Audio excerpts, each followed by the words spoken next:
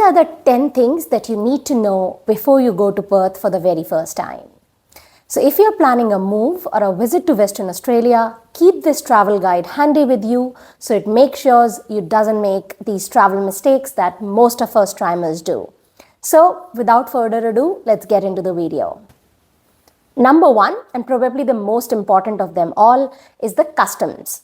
So Western Australia has some of the toughest customs rules here in Australia. So there are few things that you cannot and should not bring to WA.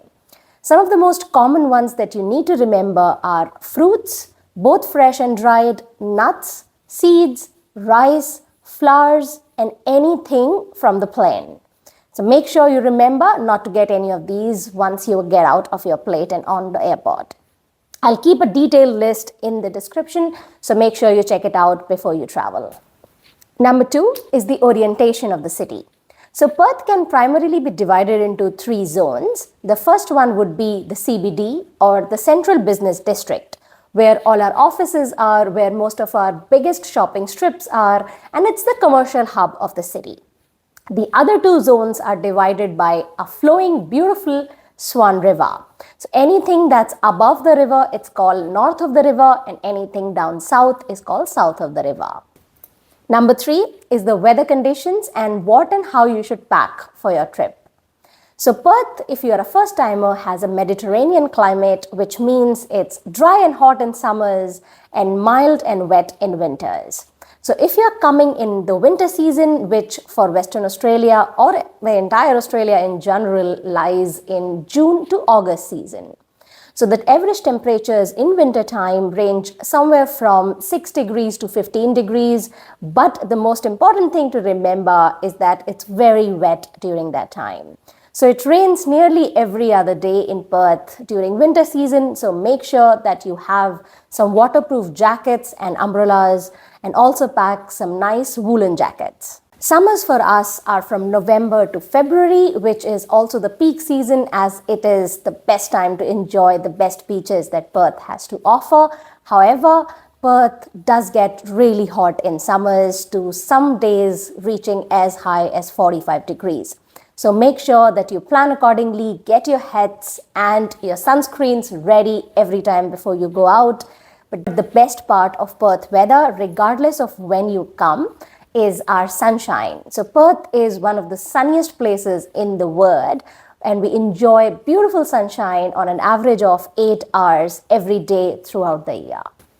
Number 4 is getting in and around Perth. So if you are flying into Perth from Perth Airport, there are multiple ways from which you can get from Perth Airport to the city. The most convenient and the simplest of them all would be catching a train from Terminal 1 or Terminal 2 to the Perth CBD. It should roughly take about 18 to 20 minutes, and it also runs every 15 minutes. Or if you have a particular destination that you got to reach to, you can always take a taxi or an Uber. Once you are in the city, Perth has a fairly decent public transport with an extensive networks of trains and buses to take you to any part of the city. So if you are visiting Perth for a week or so, I think the public transport will serve you well. However, if you're here for longer or plan to see the entire state, I highly recommend that you do plan to hire a car, because it's a massive state and car will definitely provide you an ease of travel. Number 5 is what to eat in Perth. So Perth is very multicultural, and you'll get all kinds of cuisines here, be it Italian, Indian, French, Chinese, modern Australian, American, anything that you like, you will find here in Perth, and it's actually pretty good food. So I'll leave a link to a playlist up here if you want to check out my recent Perth food recommendations whenever you visit. One important thing to remember though is Perth and almost everyone in Australia are quite early risers. So most of our coffee shops do close fairly early by 2 or 3 in the afternoon. But you do not need to worry, because there are a lot of dinner restaurants and clubs and bars and pubs to enjoy in the evening hours. Number 6 is the tipping culture. So this is something that shocks particularly the people coming from the US, but Australia doesn't have much of a tipping culture because we have very strict minimum wage laws, so most of our workers do get paid fairly well. Out of the goodness of your heart, if you're very happy with the kind of service that you receive, you're more than welcome to give some tips, but that is certainly not something they expect or anticipate from you.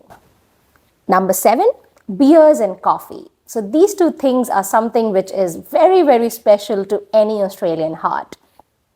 Our beers are very, very special, and it's also available nearly every restaurant. The legal age of drinking would be 18 years, so make sure you carry your IDs wherever you go.